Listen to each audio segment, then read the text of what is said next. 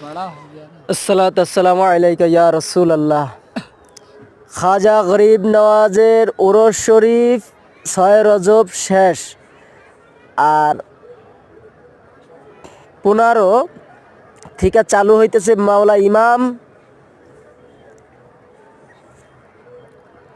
उसका नाम क्या है, हजरत मीरा हुसैन रहमतुल्लाह अलैह, শহীদ মীরা হুসাইন রহমতুল্লাহ আলাইহ তারাগার পারে হুজুর কেবলা জানের আজ 15, 16, 17, 18, 19 পর্যন্ত ওনার ওরস শরীফ 19 তারিখ শেষ। তো এক আজমিরের ওরস শরীফ শেষ, এক আবার কি দ্বিতীয় ওরস শরীফ চালু। তার মানে আজমিরের ওরস কোনো শেষ নেই, মানে মানুষের কোনো কমতি নেই। যত মানুষ আজমিরে আসে সবাই কিন্তু মীরা হুসাইনের দরবারে আসা যাওয়া করে।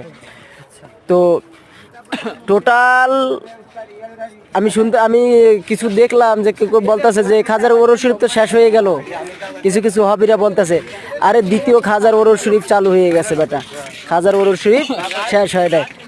দেখো মাওলা ইমা এখন হয়েছে মাত্র আজকে রজবে 8 চলতেছে, হ্যাঁ 15 থেকে চালু হবে বাবার ওরস শরীফ। লক্ষ লক্ষ মানুষ দরবার উঠে তারাগার পাহাড়ে, 70-80 বছর বুড়া মানুষরা উঠে বাইয়ে আল্লাহর অলির কেন ওনার কদম থেকে কেউ খালি ফেরত যায় না।